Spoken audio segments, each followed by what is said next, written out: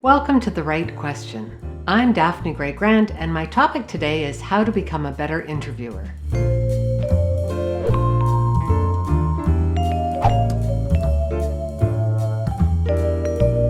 I have a question from Donna Henderson, a writer based in Los Angeles. Here's what she's asked via email. I'm a freelance writer who has to do a lot of employee interviews. I sometimes get the feeling that I would be a lot better writer if I could improve my interviewing skills. Do you agree with me? And if so, what can you suggest? Thanks for your question, Donna. Being a better interviewer will improve your writing, if only because it will give you better material to work with. But interviewing can be a hard skill to learn. One of the best ways to get better at it is to practice a lot. You don't need to do this with professional subjects. You can practice with family and friends. I've noticed writers tend to make two classic mistakes when they interview others.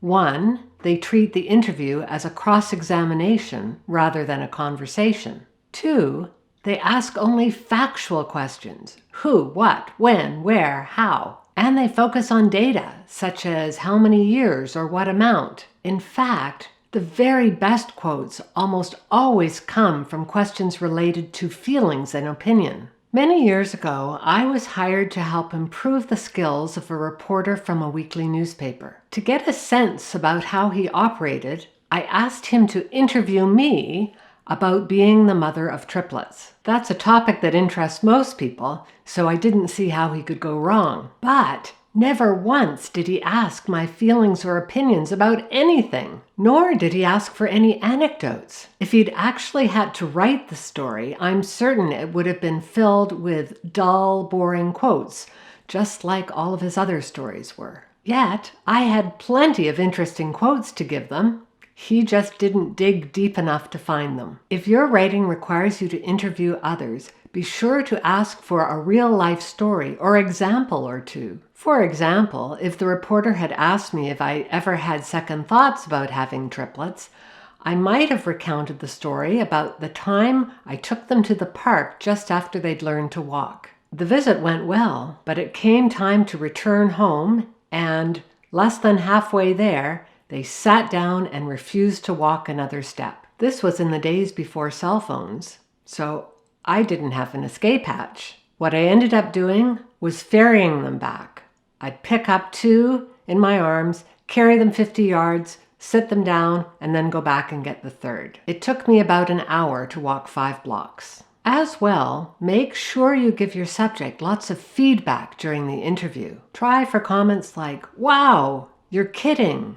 That must have been interesting, exciting, frightening, frustrating." This type of feedback is invaluable because if you're wrong, the subject will correct you, and if you're right, they'll likely elaborate. You can't go wrong with this approach. But if even this technique seems too challenging, use the super easy trick of repetition. Your subject says something, and you repeat it, word for word is okay, with a question mark in your voice. The subject says, "The sales and marketing team had never faced such a serious challenge before." You say, "The sales and marketing team had never faced such a challenge before? But now let me talk about something I'm guessing you might not have even considered before." The next most important skill related to interviewing relates how to use those quotes in your stories. I always say that quotes should be so sensational they look like jewels displayed on black velvet. So when you have your crappy first draft, see link below,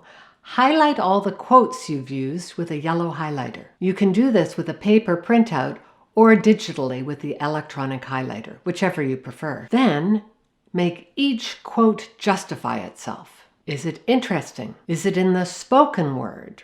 Read it aloud to check. Is its voice, the way it sounds, distinct from your own? If your answer to any of these questions is a no, then you shouldn't use the quote. Instead, you should paraphrase it. The easiest way to paraphrase is simply to remove the quote marks. Here's an example taken from a story I found on the internet. Quote, "I think Barbara Streisand is just amazing," end quote, Leah Michelle says. Interesting sentiment, but terribly boring quote. It would be so much better paraphrased as, Leah Michelle says she finds Barbara Streisand an amazing performer. Or go a small step forward and change one or two words. For example, Leah Michelle says she finds Barbara Streisand to be a remarkable performer. Do you see how much better that sounds? Here's another important point. Never feel obliged to use quotes from someone just because you've interviewed them. I know it's tempting to worry about having wasted their time with you if you're not going to use their quotes.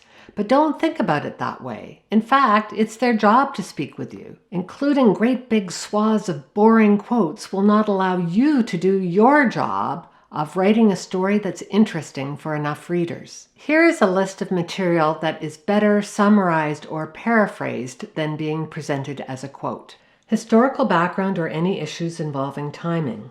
Lists. Anything involving numbers, especially dates and money. Reserve your quotes for the best of the very best, and your writing will improve dramatically. Finally, let me wrap up with a quote from American actor William Shatner. When I'm interviewing somebody, I don't work from prepared questions. Donna, that last quote from Shatner is not a throwaway comment. It's an important point. When you go to do an interview, take a list of questions with you, but don't look at it until you come to a natural lull in the conversation or until the very end as a kind of a checklist about whether you've asked everything you need to know. The idea behind good interviews is that they feel like conversations. They're relaxed and interesting, and they have a natural give and take. If you can do that as an interviewer, your writing will have improved already.